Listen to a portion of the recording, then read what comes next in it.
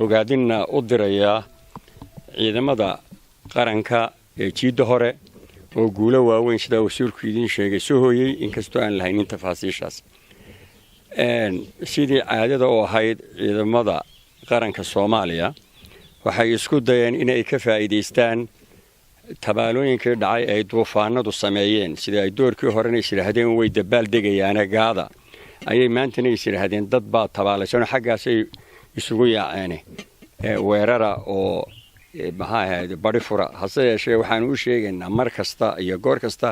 ciidanka qaranka Soomaaliland in uu heegan yahay haddii rabadaan lagu jiro haddii iid lagu jiro haddii dhibaato kala dhacdona ay mar walba mudnaanta sare siinayaan sidii ay u difaaci lahaayeen dadkooda iyo dalkooda iyo qarankooda sidii uu madaxweynuhu hore u sheegay mudane Muuse Biixi Cabdi annaga haddaan Soomaaliland nahay nagama go'na mana doonayno in aanu bisha rabadaan ee ay ummadda islaamku ay doonayso inay cibaadaysato inaanu dhiig daadino hase yeeshee qoladaasi way ka suurtooday way nagu soo duuleen waanu iska celinay nabadgelyo ku wada noolaasho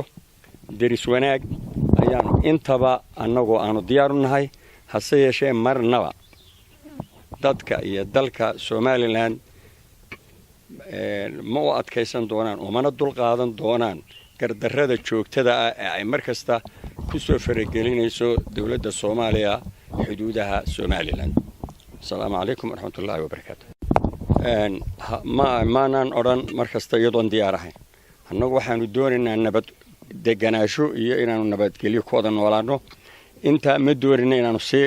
durugno waayo xuduudda garow waxba uma jiraan haddii garow halka la isla gaaro xabadaaba gaadhaysa marka annagoo uba muxuu ahaa u danaynayna ayaga inaan dadkaasi qaxaan ayaanu doonaynaa inaanu halkayga ku eegaano adduunyaduna nala aragto xuduuduna maaha xuduud reernimo lagu sheeganaye reer Soomaaliland waa reer Soomaaliland xuduudana Talyaaniga iyo Ingiriiska baa jeexay maaha xuduud ay dawladda Soomaaliya jeexday maaha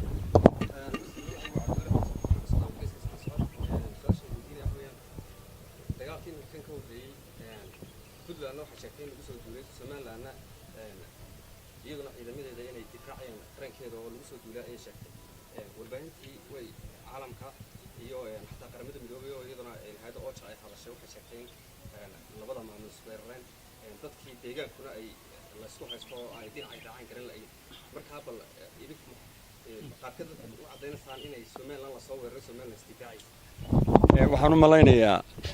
dad ku hawlan dhibaatadii ka dhacday galbeedka iyo duufaanadii in ay wax ka qabtaan dagaal ma doonayaan inay qaadaan waayo dagaal kale xaggan oo natural disaster waxa la yiraahdaa ka dhacay waa ogtihiin in xeebaheennii oo dhan ay dhibaato ka taagan tahay dad la yahay xoolihii oo dhan madheen la doonayo in dadka loo gurmado bil rabadaan lagu jiro hase yeeshee beryahanba waa ogeydeen in ay gaadhay Soomaaliya in la yiraahdo dadka gobolkan nala reerka ee dawladda ku jira haddii ay annaga xaggayga soo raaci waayeen waa la dilayaa ama maxay ahaydeen waxyaabo aan ka soo sameeyay taas waxay cadeynaysaa inay ayaku muxuu ahaa ay weerarka ahaayeen mar kastana inanka yare hadii taala gardarrada badal intuu carruurta gardarraystaabo haddana qayliyaa ilaada hooyaaba waa la dilay marka taas oo kale weeyaan marka ayaga ayaa sheekadaasi bilaabay ma ku celiyaa hal mid baa ku daraya su'aasha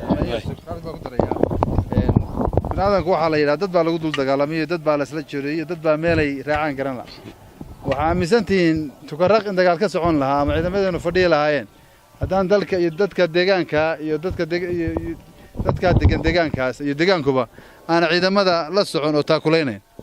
waxaan aaminsanahay reer Hargeysa inay uga taakula badan yihiin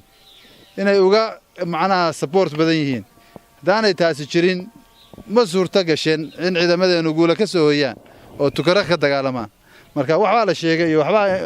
oo sheegtay iyo xaqiiqada dhulka taala ka mid ana ugu dib anaga tagnay anaga la soo shiray anaga dadkii deegaanka aragnay dad boqolkiiba boqol ka midaysan dal iyo deegaanba inay ciidamada daba taagan yihiin iska daa kuwa shishe oo iyaga ay la jooga oo godqaboobay inta ka shishaysta baa noo imanaya war maxaa idin haysta adeer baad soo dhaqaaqdaan xaqiiq weey maxaa u soo dhaqaaqi weeyeen marka inta yar leedahay xuduudda maxaa xuduudda u gaari weeyeen xuduuddu waxa weeyaan garow waa caasimad say ku sheegteen caasimad markay tahayna wax xuduud caasimadu waxay leeyihiin wax xeerar gooni ay leeyihiin distancega aanu dib uga soo istaagnay oo ilaa 60 kilomitir waxaan uga joogsanay dadka iyo mujtamaca deegaanka ku nooli inay xasilooni ku noolaadaan annagu mar allaba objectiveka ayaga ama ciidanka ama shaqada dawladda ma doonayno inaanu dad barakicino in dad deegaan oo xasiloon inaanu culaad gelino بالعكس واركتان دي حاجه kale ka socota waxyaalaha libta iyo guusha ay nasiinayeen waxa kamida waa hujum iyo nin istifaaciye taasaan ku soo koobaya taas